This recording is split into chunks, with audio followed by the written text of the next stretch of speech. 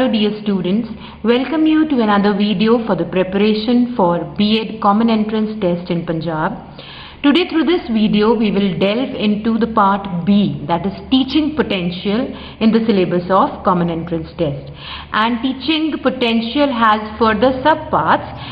4 subparts will be dealt in this video, and these are knowledge of teaching learning, process of educational system including non-formal and distance education, audiovisual aids and mass media, the third being library usage, and the fourth one is school and society. So one by one we'll take these subtopics and discuss what is the basic meaning of each subtopic and what can be the relevant multiple choice questions from these. Now let us try to understand what is teaching potential. Now teaching potential, it refers to the inherent. Inherent means जो आप में अंदर हैं, जन्म से हैं. Inherent and developed abilities of an individual to effectively facilitate learning and foster a positive educational environment. It encompasses various attributes, skills and competencies that contribute to the effectiveness of a teacher. सरल भाषा में इसका क्या अर्थ है कि teaching potential, किसी भी individual में जब टीचिंग पोटेंशियल रहता है तो उसमें उसके अंदर कुछ जन्म से एबिलिटीज रहती हैं और इन एबिलिटीज को वो धीरे धीरे विद ट्रेनिंग और भी डेवलप कर सकता है, जिसमें वो क्या कर पाएगा, वो लर्निंग को फैसिलिटेट कर पाएगा, एक अच्छा positive educational learning environment create कर पाएगा और उसमें ऐसे करेक्टरिस्टिक्स, एट्रीब्यूट्स होंगे या स्किल्स होंगी या उसमें क्षमताएं, कॉम्पिटेंसीज होंगी जिनसे वो एक इफेक्टिव जो है टीचर बन पाए. तो ये टीचिंग पोटेंशियल की परिभाषा है. अब टीचिंग पोटेंशियल में क्या क्या आएगा, पहले नॉलेज आएगी सब्जेक्ट मैटर की, जिसमें टीचिंग पोटेंशियल में हम बात करेंगे कि जो भी टीचर है जिसमें पोटेंशियल है पढ़ाने का, उसको अपने कंटेंट की थॉरो नॉलेज रहेगी, उसने क्या पढ़ाना है, वो क्या अर्थ है उसका जो वो बच्चों को कन्वे कर रहा है उस चीज को, और उसको अपने सब्जेक्ट एरिया सारे मालूम होने चाहिए टीचर को, और वो अपनी इंफॉर्मेशन को बड़े एक्यूरेट, प्रिसाइज ढंग से अपने बच्चों को बता सके. तो सब्जेक्ट मैटर का ज्ञान हो. दूसरा, उसमें पेडागोजी के स्किल्स हो, पेडागोजिकल स्किल्स. पेडागोजी होती है the art of teaching and learning. तो उसमें पेडागोजी के एसेंशियल जो भी स्किल्स हैं, जैसे अलग अलग मेथड्स के बारे में पता होना, स्ट्रैटेजीज पढ़ाने की क्या क्या यूज कर सकते हैं, बच्चों के कौन से अलग अलग लर्निंग स्टाइल्स हैं, बच्चों की क्या नीड्स हो सकती हैं उनकी एज और स्टेज ऑफ डेवलपमेंट के हिसाब से. तो देखिए, जैसे अब अगर नर्सरी का बच्चा, उसको पढ़ाने की अलग मेथडोलॉजी रहेगी, अगर 10th का बच्चा है उसको पढ़ाने की अलग मेथडोलॉजी, अलग स्ट्रैटेजीज रहेंगी. तो इस चीज की समझ होनी बहुत जरूरी है. और लेसन प्लानिंग कैसे करेंगे, क्लासरूम को कैसे मैनेज करेंगे, कैसे अलग अलग इंस्ट्रक्शनल टेक्निक्स यूज करनी है, ये सारा ज्ञान जो है वो पेडागोजिकल स्किल्स में आ जाएगा. उसके बाद कम्युनिकेशन स्किल्स की बात करते हैं कि टीचिंग पोटेंशियल जिस टीचर में है उसके क्लियर इफेक्टिव कम्युनिकेशन स्किल्स होने चाहिए, ताकि वो अपने कंसेप्ट जो पढ़ा रही है या इंस्ट्रक्शंस दे रही है वो अच्छे से बच्चों को देख पाए और बच्चों से अच्छे से फीडबैक भी ले पाए. तो अच्छे कम्युनिकेशन में जो टीचर है वो एक्टिवली बच्चों को सुनती भी है और बच्चों को भी मोटिवेट करती है कि वो लेक्चर को सुने और उनके साथ एंगेज्ड रहें. तो एक मीनिंगफुल डायलॉग चल रहा है, टीचर बोलती है तो बच्चे सुनते हैं, बच्चे बोलते हैं तो टीचर इफेक्टिवली सुनती है. ठीक है जी. Now the next thing in teaching potential is empathy and emotional intelligence. That is how well you understand the needs and problems of the other person, how empathetic you are, and how emotionally intelligent you are. Emotional intelligence means that how quickly you understand the other person's emotions and you react accordingly. So ये एक understanding जो है required है अगर teaching potential की हम बात करते हैं. So people who will be empathetic and who have high emotional intelligence, they will be able to create a very supportive environment in the classroom. And this will be an inclusive classroom environment where students feel valued and respected, where each and every student feels like My problem is not something which my teacher will ignore, and my teacher will pay attention to my problems, and I can without fear express my needs and emotions. इसके अलावा next है adaptability and creativity is also there. Like the teacher who has high teaching potential will be able to adapt to different teaching methods depending upon the requirement of the students. जो बच्चों को चाहिए, जो circumstances की demand है, तो teacher जो है वो क्रिएटिविटी इसमें यूज करेगा और अलग अलग अप्रोचेस, जो इनोवेटिव अप्रोचेस हैं, उनके साथ लर्निंग एनवायरनमेंट को और एंगेजिंग और रेलेवेंट बनाएगा. Next is assessment and evaluation skills. Now the people who are, having high teaching potential, they will be able to assess students' learning, and they will use various methods for assessment of student learning. कि बच्चों को कितना याद हो गया, कितना आता है, कितना नहीं आया, वो सब करने के लिए इवैल्यूएशन के अलग अलग जो प्रोसीजर्स हैं, फीडबैक लेने के प्रोसीजर्स हैं, असेसमेंट करने के जो टूल्स हैं, वो अलग अलग तरीके के टीचर को आते होंगे. इसके अलावा टीचर में टेक्नोलॉजिकल कॉम्पिटेंस होगी. टेक्नोलॉजिकल कॉम्पिटेंस मतलब उसे नई टेक्नोलॉजी का पता है, कैसे एजुकेशन में उसको यूज करना है, कैसे अलग अलग डिजिटल टूल्स को टीचिंग लर्निंग प्रोसेस में इंटीग्रेट करके लर्निंग आउटकम्स को अचीव करना है. इसके अलावा जो टीचर है वो कमिटेड होगी अपने प्रोफेशनल डेवलपमेंट के लिए. वो हर वक्त तैयार रहेगी, उसमें एक तत्परता रहेगी, एक रेडीनेस रहेगी नया लर्न करने के लिए, सेल्फ इम्प्रूवमेंट के लिए, और लेटेस्ट जो भी एजुकेशनल ट्रेंड्स और बेस्ट प्रैक्टिसेस चल रही हैं उनको अडॉप्ट करने के लिए. अब हम एक एक करके लेते हैं. जैसे हमने फर्स्ट कहा, knowledge of the teaching learning processes in educational system. अब टीचिंग लर्निंग प्रोसेस जो है वो बहुत इंपॉर्टेंट है एजुकेशन में, और कैसे टीचिंग लर्निंग क्लासरूम में हो रही है, टीचर कैसे इंटरैक्ट कर रहा है क्लासरूम में, उस पर बहुत डिपेंड करता है कि आउटकम जो है लर्निंग का वो कैसा रहेगा. कैसे टीचर नॉलेज, स्किल्स और एटीट्यूड्स बच्चों को इम्पार्ट कर रहा है. एंड ये जो टीचिंग लर्निंग प्रोसेस है वो अलग अलग कंडीशंस में हो सकता है, फॉर्मल, नॉन फॉर्मल और डिस्टेंस एजुकेशन. अब फॉर्मल क्या होता है? क्लासरूम में बैठा टीचर और लर्नर पढ़ रहा है, वो एक फॉर्मल सिचुएशन है. नॉन फॉर्मल है जहां हम इंसिडेंटली सीख लेते हैं. You are present at some place where the other person is doing some work and you are observing the person and you learn from him. वो बंदा जैसे आपके गार्डन में गार्डनर है, वो अपना काम कर रहा है गार्डनिंग का, और आप उसको देख देख के सीख देते हो कि गुड़ाई कैसे करनी है और किस तरह से प्लांट को लगाना है, आपने सीड कैसे सो करना है. तो इस तरह से और भी काम है जो आप मतलब फॉर्मल ढंग से नहीं सीख रहे हो क्लासरूम सिचुएशन में, बट नॉन फॉर्मल में सीख लेते हो. और डिस्टेंस एजुकेशन सबको आपको पता है, जो हमारी डिस्टेंस इंस्टीट्यूशंस हैं जैसे इग्नू है, वो हमें घर बैठे ही पढ़ा सकते हैं ओपन एजुकेशन में. तो वो दूर से सीखते हैं, इसलिए वो डिस्टेंस एजुकेशन है according to your time and pace. तो ये 3 तरह की है जो एजुकेशन हम इम्पार्ट कर सकते हैं और टीचिंग लर्निंग प्रोसेस में टीचर को देने की जरूरत पड़ सकती है. तो फॉर्मल में एक प्रॉपर करिकुलम रहता है, नॉन फॉर्मल में प्रॉपर करिकुलम नहीं है. ये तो आप बस आउटसाइड द फॉर्मल सिस्टम कहीं से भी सीख लेते हो. डिस्टेंस में भी एक ट्रेडिशनल क्लासरूम तो मिसिंग रहेगा, और डिस्टेंस में टेक्नोलॉजी बहुत जरूरी है क्योंकि आप दूर बैठे सीख रहे हो, फेस टू फेस इंटरेक्शन नहीं है. तो ये है इसमें 3 तरह की टाइप्स ऑफ एजुकेशन. ओके, अब हम मल्टीपल चॉइस क्वेश्चंस देखते हैं कैसे हो सकते हैं. पहला है, which of the following best describes non formal education. A है education that occurs within a school setting. B, organized educational activities outside the formal system. C, unstructured learning without objectives. And D, mandatory education for all age groups. And the correct answer is B, organized educational activities outside the formal system. एक और sample लीजिए. Distance education is primarily characterised by number 1, face to face interaction. B is physical presence of students in classrooms. C is use of technology to facilitate learning. And D is traditional lecture-based teaching methods. And the right answer is C, that is use of technology to facilitate learning. Next category is audio visual aids and mass media, जो हम discuss करेंगे.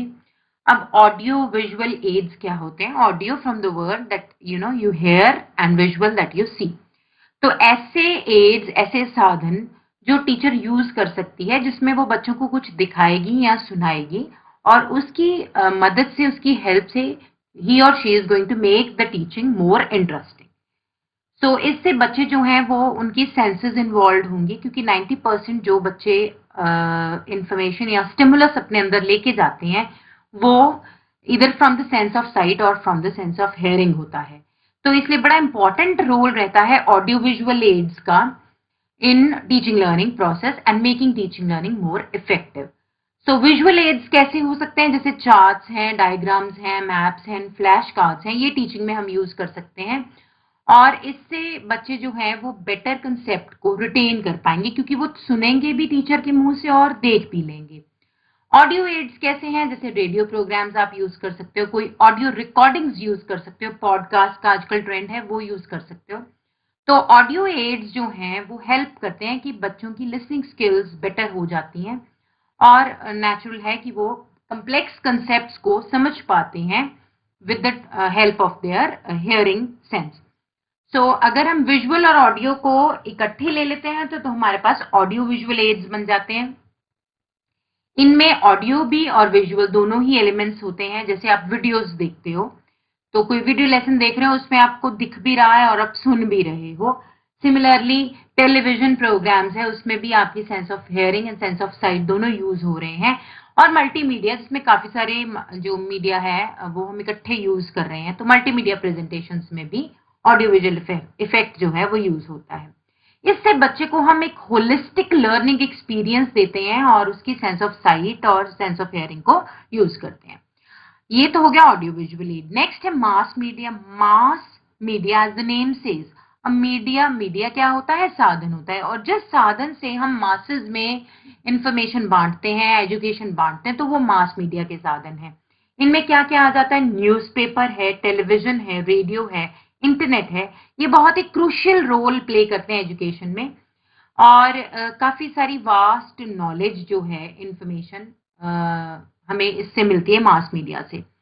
इससे students जो है उनको current events के बारे में भी पता लगता है और उनकी जनरल नॉलेज जो है वो भी इम्प्रूव होती है। विजुअल एड्स और मास मीडिया के ऊपर हम क्वेश्चंस देखते हैं। पहला है, which of the following is an example of a visual add? तो आपने देखना है कि किसमें सेंस ऑफ साइट जो है वो यूज हो रही है। टेलीविजन, नो, बिकॉज टेलीविजन में साइट भी है, हियरिंग भी है। Flash cards, yes. पॉडकास्ट में सिर्फ सेंस ऑफ हियरिंग है और रेडियो प्रोग्राम्स में भी सेंस ऑफ हियरिंग है। So the right answer in which we are considering a visual aid is B, that is flashcards. Second है, mass media contributes to education by A option, providing access to limited information, B, restricting learning to traditional methods, C, offering diverse and extensive learning resources, D, focusing only on local events and news. And the right answer is C, offering diverse and extensive learning resources. Third element इस portion में है library usage का। Library आपको पता है ज्ञान का भंडार है, सोर्स ऑफ नॉलेज है, और लाइब्रेरी को यूज अच्छे से करना एक बड़ा ही इंपॉर्टेंट टास्क है टीचर के लिए भी, और उसने बच्चों से भी लाइब्रेरी यूज करानी है। तो लाइब्रेरीज एजुकेशनल प्रोसेस में they play a very very important and crucial role. जब लाइब्रेरी यूज कर रहे हैं तो क्या स्किल्स हैं जो वो इन्वॉल्व हैं? रिसर्च स्किल्स इन्वॉल्व हैं, रीडिंग हैबिट्स इंप्रूव होती हैं, और इंफॉर्मेशन जो है वो तो आपको मिलती ही है, इंफॉर्मेशन लिटरेसी रहती है। तो रिसर्च स्किल्स क्या हैं? जैसे लाइब्रेरी में आप जाते हैं तो चीजों को ढूंढ पाना और डिफरेंट इंफॉर्मेशन जो आपको मिल रही है उसको इवैल्यूएट कर पाना, उस इंफॉर्मेशन को यूज करना अलग अलग सोर्सेज से जो आपके पास आ रही है। और लाइब्रेरी में बेसिक सी चीजें हैं कि कैटलॉग कैसे यूज करना है, या हमारे पास डाटाबेसेस होते हैं इंटरनेट के थ्रू हमारे पास अवेलेबल है, उनका क्या करना है, कैसे यूज करना है, और जो लाइब्रेरी के टूल्स हैं वो कैसे एक्सप्लोर करने, कैसे यूज करने हैं। उसके बाद आ जाता है रीडिंग हैबिट्स। जब हम रेगुलर लाइब्रेरी जो है वो यूज करेंगे तो लाइब्रेरी सोर्सेज एक्सप्लोर करने से बच्चों में रीडिंग हैबिट्स जो हैं वो डेवलप होंगी, जो लाइफ लॉन्ग उनको हेल्प करेंगी। फिर है इंफॉर्मेशन लिटरेसी। इंफॉर्मेशन लिटरेसी का मतलब कि इंफॉर्मेशन आपको मिल रही है, आप इंफॉर्मेशन ले रहे हैं। लिटरेसी होती है, आपको पता है, when you know the basic reading writing skills, वो आपकी लिटरेसी है। तो इंफॉर्मेशन लिटरेसी का खास तौर के मतलब कि आपके पास ज्ञान की जो है वो बहुत सारी अवेलेबिलिटी हो जाएगी। और जब बहुत ज्यादा अवेलेबिलिटी है तो हमें देखना है कि इंफॉर्मेशन कौन से सोर्स से आ रही है, वो सोर्स रिलायबल है, इम्पॉर्टेंट है, वो इंफॉर्मेशन यूजफुल है कि नहीं है। और जब मुझे इंफॉर्मेशन यूज करनी है तो ये भी देखना है कि कोई प्लेगरिज्म का इशू ना रहे। जैसे मुझे अब कोई आर्टिकल लिखना है तो मैंने ये देखना है कि मैं उसको कॉपी नहीं कर रही हूँ। प्लेगरिज्म होती है कि आप जब भी किसी सोर्स से इंफॉर्मेशन लेते हो तो एथिकली लेते हो, और उस इंफॉर्मेशन को लेने के बाद आप उस ऑथर को कोट करते हो कि मैंने ये जो लिखा है ये इस ऑथर से लिया है। तो बहुत डिटेल में आप इसके बारे में थोड़ा सा नेट पे सर्च करिए प्लेगरिज्म के बारे में, तो आपको पता चलेगा। Basically it is ethically taking content from others work. ठीक है, तो ये सब कैसे करना है ये लाइब्रेरी यूसेज में ही पता चलेगा। अब मल्टीपल चॉइस क्वेश्चंस इस पे देखते हैं। Which of the following is a primary function of a library in education? पहला A है providing a space for social gatherings, B limiting access to digital resources, C is offering a wide range of research material, D is promoting video-based learning only. And the answer which is correct is C, offering a wide range of research materials. Next is developing good reading habits in a library setting helps students in A. Socializing more, B. Engaging in unethical practices, C. Enhance their knowledge and comprehension skills, D. Limit their learning to specific subjects. And the answer is C. Enhance their knowledge and comprehension skills. There are few more skills in library usage, जैसे catalogues को navigate करना, मतलब उनको explore करना। Digital resources हैं हमारे पास, अलग अलग ऑनलाइन लाइब्रेरीज हैं जैसे शोध गंगा है, तो उनको कैसे हमने करना है। इन्फ्लिबनेट को कैसे यूज करना है। जो एकेडमिक डाटाबेसेस हैं, ये सब एकेडमिक डाटाबेसेस हैं, इनको कैसे यूज करना है। या सिंपल सा ड्यूई डेसिमल सिस्टम है क्लासिफिकेशन का, अगर यूज किया हुआ लाइब्रेरी में, तो उसको कैसे समझना है। तो मतलब लाइब्रेरी कैटलॉग इसलिए कि लोकेट कर पाए आप अच्छे से मटेरियल, जो डिजिटल भी है, जो मैनुअल फॉर्मेट में भी है। ई बुक्स, ई जर्नल्स जो हैं वेरियस वेबसाइट्स पे, उनको आप एक्सप्लोर कर पाए। ऑनलाइन अलग अलग डाटाबेसेस हैं जिनमें हमारे पास एकेडमिक आर्टिकल्स, रिसर्च पेपर्स वगैरह पड़े हैं, तो उनको कैसे हमने सर्च करना है। और ड्यूई का डेसिमल का जो क्लासिफिकेशन सिस्टम है जिससे हम बुक्स को ऑर्गेनाइज करके रखते हैं, उसको कैसे आपने समझना है और यूज करना है। अब मल्टीपल चॉइस क्वेश्चंस देखते हैं जो बन सकते हैं। One example is online databases provide access to A. fictional stories only, B. scholarly articles and research papers, C. social media updates, and D. movie review. And the answer is scholarly articles and research papers, that is B part. फिर next question देखिए, the Dewey decimal classification system is used to A. Identify book authors, B. Organise books by subject matter, C. Track book borrowing history, D. List library opening hours. And the correct answer is B, that is organise books by subject matter. अब library के बाद fourth जो component जिस पे हमने focus करना है वो है स्कूल एंड सोसाइटी। स्कूल और सोसाइटी जो है वो आपस में इंटरट्वाइंड हैं, they are very important and both of them have a crucial role in the education of the child. Schools जो हैं वो हमारे फ्यूचर सिटीजन्स को बना रहे हैं, उनका फ्यूचर जो है वो शेप अप कर रहे हैं, और जो सोसाइटी के नॉर्म्स हैं वो वैल्यूज दे रहे हैं कि क्या वैल्यू सिस्टम हमने बिल्ड करना है, और स्कूल्स को वो एक दिशा मिल रही है कि किस दिशा में हमने डेवलपमेंट बच्चे की करनी है। तो सोशलाइजेशन के लिए हमें स्कूल्स की बहुत ज्यादा जरूरत है। हमने बच्चों को सोसाइटी के नॉर्म्स सिखाने हैं, वैल्यूज सिखाने हैं, बिहेवियर पैटर्न्स जो सोसाइटी में एक्सेप्टेबल हैं, जो नहीं एक्सेप्टेबल, वो सब बताना है।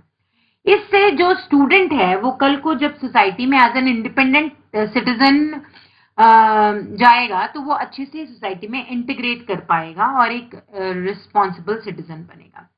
इसके अलावा कम्युनिटी एंगेजमेंट जो है कि कम्युनिटी के साथ कैसे एंगेज होना है, इन्वॉल्व होना है, वो भी इम्पॉर्टेंट है और स्कूल्स ये काम करते हैं। कुछ ना कुछ ऐसी एक्टिविटीज प्रोग्राम्स करवाते हैं कम्युनिटी सर्विस की या कल्चरल इवेंट्स कराते हैं। आउटरीच प्रोग्राम्स, मतलब outreach means you are going outside the school boundaries and you are reaching the community. तो ऐसी एक्टिविटीज कराते हैं जिससे बच्चा स्कूल में रहता हुआ सोसाइटी के लिए भी ट्रेन हो रहा है, कैसे उसने सोसाइटी में कल को सक्सेसफुली रहना है as an independent citizen and as a productive citizen. अब नेक्स्ट है इसमें सिविक रिस्पॉन्सिबिलिटी। एजुकेशन की एक सिविक रिस्पॉन्सिबिलिटी है, एक ड्यूटी है कि वो सोसाइटी के लिए trained, well behaved, value oriented जो है सिटीजन्स बनाए, तो वो भी एक स्कूल की रिस्पॉन्सिबिलिटी है। तो एक तरह से स्कूल्स जो हैं वो सोसाइटी के एजेंट्स हैं, जिसे सोसाइटी अपने फ्यूचर सिटीजन्स को ट्रेन कर रही है उस दिशा में जिसमें सोसाइटी उनको लेके जाना चाहती है। ये अब सैंपल क्वेश्चन लेते हैं। क्या क्वेश्चंस हो सकते हैं? Number 1, schools contribute to the process of socialization by A, teaching students to isolate from society, B, imparting societal norms and values, C, limiting students' interaction with community, D, focusing solely on academic achievement. अब इसका answer जो रहेगा वो है B, imparting societal norms and values. Second sample है इसमें, community engagement activities in schools helps to isolate the school from the societal influence, encourage student participation in the societal development, restrict students' understanding of societal issues, and D is limit the scope of educational outreach. And the right answer is B, that is encourage student participation in societal development. Hope, dear students, this video was useful for you, no doubt. Teaching potential and teaching aptitude are somewhat innate, but by practice and by knowing the nuances of teaching potential, you can definitely improve your score on this particular aspect of Common Entrance Test for B.Ed. So, I hope you'll stay positive and prepare nicely for your exams. And don't forget to subscribe the channel if you liked the video. Thank you so much.